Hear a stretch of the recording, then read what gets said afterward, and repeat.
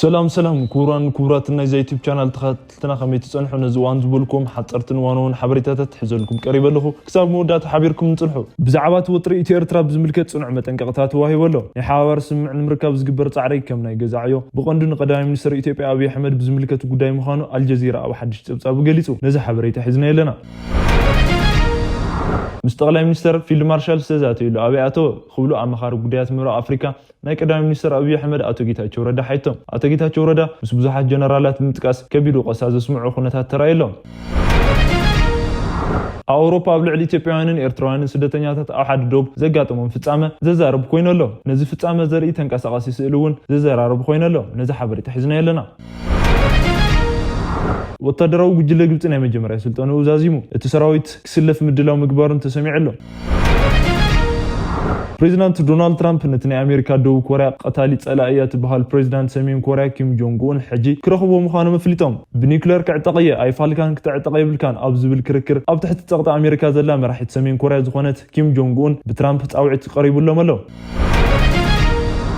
نيتانياهو زي حسوا عاوي تتقرار خوش تتلعيل لهم الله تقدام منستر نبرت هاجر نيتانياهو كم منبر نموراد وصينهم تلعيلهم كاب كل تشحن شدشن كساب كل تشحن شعتن بقدام منستر زمن روح زنبرو يهودا المرت نيتانياهو ابز متعامت كي مرصن ام منبرهم كي يقتل المجار زخالو خغبرو مخانم غليصهم نزو غداي هرينا كبرات خاتنا بركت بول حبريتا نابيس مصعنو قديم ملخت وي دما نوتيفيكيشن نخبصحكم زيناتات بوان نختكاتل لنا زي يوتيوب channel زي سبسكرايب مجار نايدول ملكت متواقي ترسعوا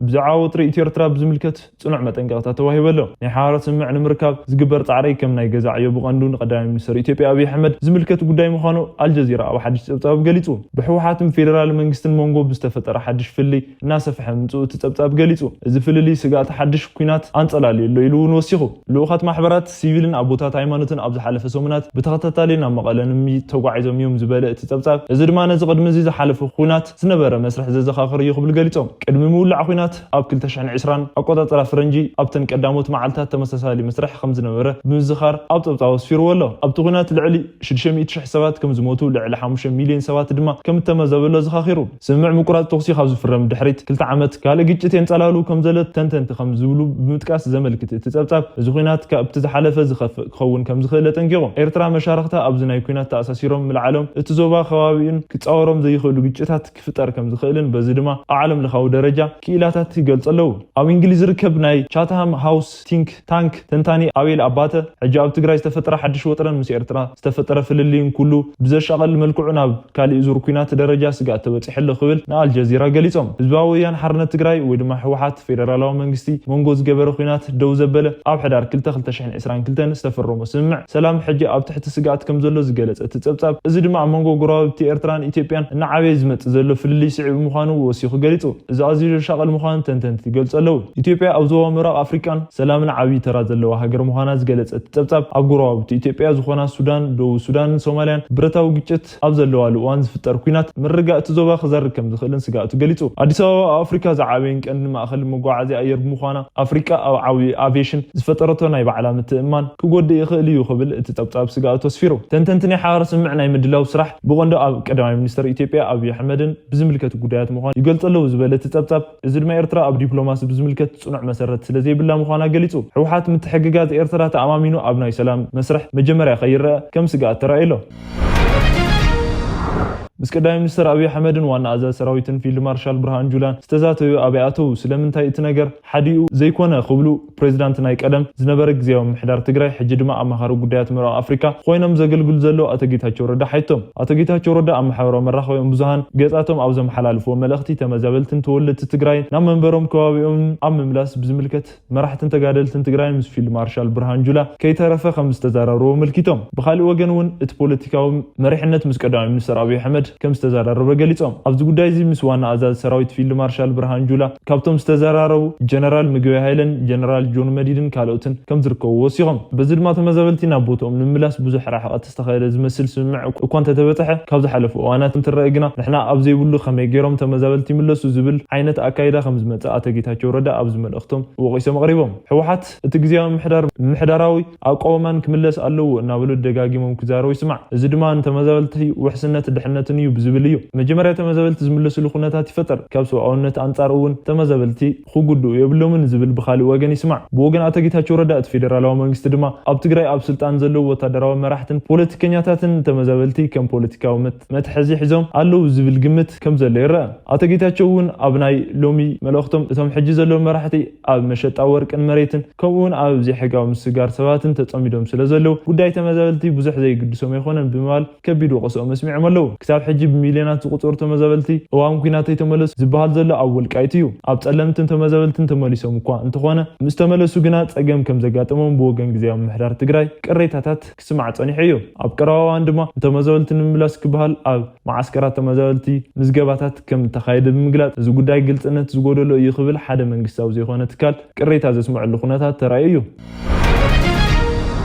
ሰራዊት ግብጽ ናይ መጀመርያ ምድላው ወታደራት ጉጅለ ግብጽ ናይ መጀመርያ ስልጣኑ ዛዚሙ እቲ ኣብ ትሕቲ ጥምረት ሰራዊት ኢትዮጵያን ግብጽን ዝርከብ ሰራዊት ናይ መጀመርያ ዙር ልምምድ ካይዱ ወታደራዊ ግብጽ ኣብ ሶማል ኣብ ትሕቲ ደገፍ ምርግጋእን ተልእኾን ሕብረት ኣፍሪቃ ከሰልፍ ምቕራቦም ዘመልክቱ ሓድሽ ጸብጻብ ወጽዩ ወታደራት ግብጽ ኣብ ትሕቲ ኣውሶም ኣብ ሶማልያ ወታደራዊ ኣበርክቶ ዝገበራ ሃገራት ምጽምባሮም ዝተገለጸ ኢትዮጵያን ሶማሊላንድን ኣብ ጥሪ 2016 ስምምዕ ፍራሞም ሲዒቡ ኣብ መንጎ ሶማልያን ኢትዮጵያን ዝተፈጠረ ዲፕሎማስያታት ወጥሪ ሲዒቡ እዩ ነይሩ ሽዑ መቃድሾ ኢትዮጵያ ኣብ ተልእኾ ምስጋር ሕብረት ኣፍሪካ ኣብ ሶማልያ ኣትሚስ ዝትካ ሓይል ኣካል ከም ዘይትኸውን ብምግላጻ በአንጻሮም ጻዕና ጽዋርን ሓበራዊ ልምምድን ሓዊሱ ምስ ግብጽ ዘለዋ ወታደራዊ ምትሕጋዝ ኣጠናኺራ ኢትዮጵያ ብወገን ኣብቲ ኣትሚስ ዝትካ ሓድሽ ሰላም ኣኽባሪን ምስላፍ ንሕብረት ኣፍሪቃን ሕብራት ሃገራትን ኩሉ መዳያዊ ምይጥ ክግበር ጻውዒት ኣቕሪባ ነይራ ኣብዚ ምይጥ ኢትዮጵያን ሶማልያን ኣብ ወርሒ ለካቲት 2025 ኣብ ዝገበርዎ ምይጥ ምክልኻል ሰራዊት ኢትዮጵያ ኣብ ትሕቲ ኣውሶም ክስለፍ ካብ ስምምዕ ተበፂሑ ኣብዚ ሓድሽ ናይ ሕብረት ኣፍሪቃ ናይ ደገፍን ምርጋን ተልእኾ ኣብ ሶማልያ ኣውሶም ወታደራት ፖሊስን ሲቪል ሰራሕተኛታትን ሓዊሱ 11977 ክስለፉ እዮም ኣብዚ መሰረት ኡጋንዳ 4500 ወታደራት ኢትዮጵያ 2500 ጅቡቲ 1520 ኬንያ 1410 ግብጽ ድማ 1091 ወታደራት ከዋፍራ እየን ብተወሳኺ ካብ ናይጀርያን ሴራሊዮንን ግብጽን ዝተወፁ ኣባላት ፖሊስን ካብ ሞቃዲሾ ጆሃርን ባይዶን ክዘርግሑ ከም ዝኽእሉ ትጽቢት ይግበር ናይ መጀመርያ ወታደራዊ ጉጅለ ግብጽ ኣብ ትሕቲ ደገፍ ተልእኾ ሕብረት ኣፍሪቃ ኣብ ሶማሊ ስልጣኑ ምዛሙ ሲዒቡ ሚኒስተር ምክልኻል ሶማልያ ነቲ ሰራዊት ብህጹጽ ንምቕባል ምድላው ይገብር ከም ዘሎ ዝተገለጸ እቲ ሚኒስተር ኣብ ቀረባ እዋን ኣብ ትሕቲ ደገፍ ምርጋእ ተልእኾ ሕብረት ኣፍሪቃ ኣብ ሶማሊ ዝጽንበር ሰራዊት ግብጽ ናይ መጀመርያ ስልጣኑ ብሓጎስ ንቕበሎ ኢና ክብል ናይ ዜና ኣገልግሎት ሶማልያ ወይ ድማ ሶና ጸብጺቡ እዚ ኩነታት እዚ ግብጽ ንድሕነት ሶማልያ ዘለዋ ተወፋይነት ኣብ ትሕቲ መዋቕር ሓድሽ ተልእኾ ሕብረት ኣፍሪቃን ንሃገራዊ ሰራዊት ሶማልያን ዓቕሙ ንምሕያል እትገብሮ ደገፍ ዘርኢ ኢሉ እቲ ሚኒስተር ንዞባውን ዓለም ለኻውን መሻርክቲ ንተሪኦም ብምንኣድ ሕብረት ኣፍሪቃን ዓለም ለኻውን መሻርክትን ንተኸታተል ጸጥታ ሶማልያ ንምዕባይን ኣብ ልዕሊ አልሸባብን ዳዒሽን ዝግበር ቃልሲ ንምፍጣንን ወሳኒ ተራ ይጻወተሉ ኢሉ ኣውሮፓ ኣብ ልዕሊ ኢትዮጵያውያንና ኤርትራውያን ስደተኛታት ኣብ ሓደ ዶብ ዘጋጠሞም ፍጻመ የዘራርብ ኣሎ ነዚ ፍጻመ ዘርኢ ተንቀሳቓሲ ስእሊ እውን ዘዛርብ ኮይኑ ኣሎ ኣብ ተንቀሳቓሲ ስእሊ ሓደ ሓደገኛ ዶብ ንምስጋር ዝተገበረ ቃልሲ ተራእዩ ናይ ፖላንድን ቤላሩስን ከባቢ ዶብ ብጽፍጽፍ ጫካን ዝተሸፈነ እዩ ብጫካ ምሽፋን ጥራይ ዘይኮነስ ብእሾኽ ዝተዓፀበ ቦታ እዩ እዚ ጫካ ቢያሎወይዛ ተባሂሉ ዝፍለጥ ታሪኻዊ ጫካ ብዩኔስኮ ከም ቅርስታት ዝተመዝገበ ኮይኑ ዕቕባ ይግበረሉ ሕጂ ስደተኛታት ናብ ሃገራት ሕብረት ኣውሮፓ ንምእታው ከም መመሓላለፊ መስመር የገልግሎም ኣሎ ኣብቲ ጫካ መንግስቲ ፖላንድን ስደተኛታት ናብ ሃገሩ ይኹን ናብ ኣውሮፓ ከይኣቱ ንምክልኻል ብዝብል ብ2022 ዝሰርሖ 193 ኪሎ ሜትር ዝነውሓቱ ሓጹር ይርከብ ልዕሊ 50 ኢትዮጵያውያንን ኤርትራውያንን ነዚ ሓደገኛ ሓጹር ዘሊሎም ናብ ፖላንድ ምእታዎም እዩ ዝገልጽ ቲቪፒ ወርልድ ዝተባሃለ ናይ ፖላንድ ሚድያ ከም ጸብጸቦ እዞም ስደተኛታት ነቲ ሓጹር ዝዘለልዎ ሓሙስ መዓልቲ ኮይኑ ናብ ዝተፈላለዩ ቦታታት ፖላንድን ጎየም ንኽጠፉ ጻዕሪ ገይሮም ነይሮም ክሳብ ትማሊ ካብዚኦም መብዛሕትኦም ፖሊስ ፖላንድ ተታሒዞም ንፖሊስ ቤላሩስ ተሓሊፎም ከም እተወሃቡ እቲ ጸብጻብ ወሲኹ ኣፍሊጡ እቲ ጋዜጠኛ ከም ዝገለጾ ኣብዚ ዓመት ፈረንጂ ኣብ ቤላሩስ ዝርከቡ ስደተኛታት ልዕሊ 20,000 ግዜ ነዚ ሓጸር ንምዝላል ፈተነ ገይሮም ብተመሳሳሊ ኣብ ታሕሳስ 2024 ዝወፀ ጸብጻብ ሂማን ራይትስ ዎች በዓል ስልጣናት ፖላንድን ብዘይሕጋዊ መንገዲ ሓደ ግዜ ብሓይልን ናብ ሃገሮም ክእትዉ ዝፍትኑ ስደተኛታት ናይ ዕቋን ክለላን ድሌቶም ኣብ ግምት ከእትዉ ናብ ቤላሩስ ክምለሱ ከም ዘገደድዎም ገሊጹ ትራምፕን ፕሬዚዳንት ሰሜን ኮርያን ክራኸቡ እዮም ናይ ኣሜሪካ ደቡብ ኮርያን ቀታሊ ጸላእያ ትበሃል ሰሜን ኮርያ መራሒኡ ኪም ጆንግ ኡን በኣካል ክረኽቦም ከም ዝደልዩ ፕሬዚዳንት ዶናልድ ትራምፕ ኣፍሊጦም ፕሬዚዳንት ኣብዚ ጉዳይ ዝመብርሂ ዝሃብሉ ትማሊ ንፕሬዚዳንት ደቡብ ኮርያ ሊ ጆንግ ኣብ ዋይት ሃውስ ረኺቦም ኣብ ዝተዘራረብሉ እዋን እዩ ፕሬዚዳንት ደቡብ ኮርያ ሊ ጆንግ ምስ ፕሬዚዳንት ትራምፕ ኣብ ዝነበሮም ጻኒሕት ኣብ ዋይት ሃውስ ሃገሮም ደቡብ ኮርያ ምስ ሰሜን ኮርያን ሰላም ኣብ ተወርደሉ መንገዲ ትራምፕ ክሕግዝዎም ሕቶ ከም ዝቀረቡ ናይ ዜና አገልግሎት ሮይተርስ ኣብ ዘመሓላለፎ ጸብጻብ መልኪቱ ኣብ መላእ ዓለም ዘለዉ ግጭታት ኩሎም ብምፍታሽ ሰላማዊ ፍታሕ ንኽረክብ ክግበር እዩ በዚ ድማ ናይ ሰላም ሽልማት ኖቤል ክረክብ ኣለኒ ብምባል ጽኑዕ መርገጺ ዘለዎም ትራምፕ ካብ ዲሞክራሲያዊት ሪፐብሊክ ኮንጎ ክሳብ ሩዋንዳ ካብ ሩስያን ክሳብ ዩክሬን ዘለዉ ኩነታት ብሰላማዊ ልዝብ ንኽውድኡ ኣጥሪሮም ይሰርሑ ኣለዉ ኣብ ህንድን ፓኪስታን ከምኡውን ኣብ ታይላንድን ካምቦድያን ሞንጎ ተወሊዑ ዝነበረ ኩናት ብስልኪ ጻውዒት ጥራይ ደው ከብሎ ምኻሉ ክብል ይገልጽ ኣለዉ ሕጂ ድማ ገጾም ናብቲ ሰሜንን ደቡብን ኮርያን ብጸላእትን ዝተፈላለያ ዘለዉ ባሕሪ ሰላጤ ኮርያን ኣዘዋዊሮም ኣለዉ ሰሜንን ደቡብን ኮርያን ሓንቲ ሃገር እየን ነይረን እንተኾነ ግና ድሕሪ ካልኣይ ኩናት ዓለም ብዝተፈጠረ ፖለቲካዊ ፍልልይ ዝተፈላለያ ሃገራት እየን በዚ ድማ ዘን ክልተ ኮርያታት ከቢድ ዝበሃል ኩናት እውን ኣካይደን እየን ካብኡ እንድሓር ግና ንሰሜን ኮርያ ወታደራዊ ዓቕሚ ምጥንኻር ከምኡውን ክሳብ ኒኩለራዊ ዕጥቂ ምምዕባልን ደቡብ ኮርያ ኣብ ትሕቲ ስጋት ዘእቱ ኩነታት ይረአ ኣሎ ሕጂ ድማ ፕሬዚዳንት ትራምፕ ኣይትጨነቁ ኣነ ንዘን ክልተ ሃገራት ከማኽረን እየ ዝቐጽል ዲፕሎማስያታት ዝምድናታት ንኽህልወን ድማ ክገብር እየ ነዚ ድማ ንፕሬዚዳንት ሰሜን ኮርያ ኪም ጆንግ ኡን ክረኽበለን ድሌተይ ድማ ኣብዛ ዓመት እዚ ክረኽቦ እዩ ክብሎ ፍሊጦም ፕሬዚዳንት ዶናልድ ትራምፕ ፕሬዚዳንት ሰሜን ኮርያን ኪም ጆንግ ኡን ቅድሚ ሕጂ ኣብቲ ናይ መጀመርያ ዙር ስልጣናት ትራምፕ ተረኺቦም ከም ዝነበሩ ይዝከር እቶም ክልተ መራሕቲ ዝተረኸብሉ ኣብ ሲንጋፖር ኮይኑ ሽዑ ንባሕሪ ሰላጤን ኮርያ ብሙሉእ ካብ ስጋት ኒኩሌር ነፃ ንምጋር ወይ ኮምፕሊት ዲኒኩለራይዜሽን ኦፍ ዘ ኮሪያን ፔኒንሱላ ኣብ ዝብል ክልቲኦም መራሕቲ ሓደ ሰነድ ፈሪሞም ነይሮም ይኹን እምበር ኣብ መንጎ ትራምፕን ብምርጫ ተሳዒሮም ካብ ስልጣን ምውራዶም ድሕሪኡ ነገራት ክቕጽሉ ይተራእዩን ፕሬዚዳንት ትራምፕ ሕጂ እውን ነገራት ክቕጽሉ ኣለዎም ይብሉ ኣለዉ ምስ ኪም ጆንግ ኡን ጽቡቕ ዝምድና ስለ ዘለኒ ድሕነት ይስማዕኒ ነይሩ ከምኡ ቐጽል ተስፋ ገብር ክኸውን ኢለ ድማ ኣምን ኣዝዩ ጽቡቕ ዝምድና ኣለኒ ከርድኦ እየ ብዙሕ ናይ ዕረፍቲ ግዜ ምስኡ ኣሕሊፈ ከርድኦ እየ ኢሎም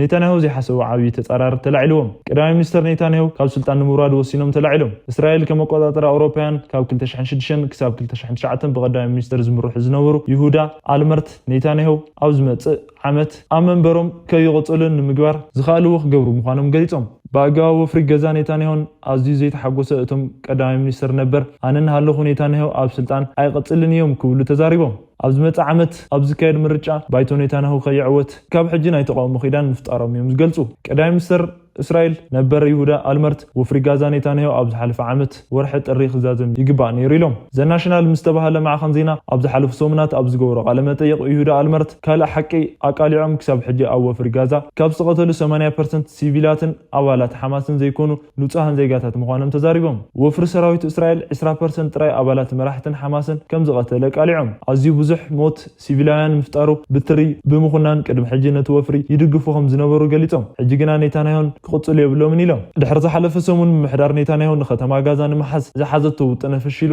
ሓድሽ ወፍሪ ክጅመር ምፍጣሩ ይዝከር ሰራዊት እስራኤል 36% ካብ ሰርጥ ጋዛ ተቆጻጺሩ ኮይኑ ፍርቂ ነበርቲ ጋዛ ድማ እንደገና ብምፍንቃል ይርከቡ ንከተማ ጋዛ ናይ መሓዝ ውጥን ይሁዳ ኣልመርት ተቃዊሞም እስራኤልን ጋዛን ንግዚኡ ንምቁጣር ዘይኮነስ ክተመሓደራ ከም ዘለዋ ብምሕባር ጣልቃ ብምእታውን ሓማስ ደው ቢላ ንህዝቢ ጋዛ ግቡእ ዝኾነ ሓገዝ ምብጻሕን ሓላፍነት ተልእኾ ኢሎም እስራኤል በዚ ወፍሪ ስዒቡ ኣብ ቅድሚ ዓለም እናተነጸገትን ገጻ እናጸለመን ምንጽኡ ስጉምቲ ኔታንያሁ ዘስዕቦ ምዃኑ ወቂሶም ይሁዳ ኣልመርት መፍትሒ ክልተ ሃገራት ከም ዝቕበሉ ምግላጾም ንፊልስጤማውያን ሃገራት ኣፍልጦ ንምሃብ ዝወሰና እንግሊዝ ፈረንሳይን ካናዳን ኣውስትራልያን ብምንኣድ ንሃገር ፊልስጤማውያን ኣፍልጦ ሕጂ መሃብ ግና ህጹጽ ግዚኡ ዘይሓለወን ስጉምቲ ኢሎም ብዛዕባ ተራ ፕሬዚዳንት ትራምፕ ዝተዛረቡ እቶም ቀዳማይ ሚኒስትር ነበር ትራምፕ ንእስራኤልን ሓማስን ናብ ልዝብ ንኽመፁ ናይ ምድፋእን ምስቃጥን ተራ ከም ዝፃወቱ ገሊፆም ትራምፕ ኔታንያሁን ዝደፍኡ ኩናት ደው ክብሉ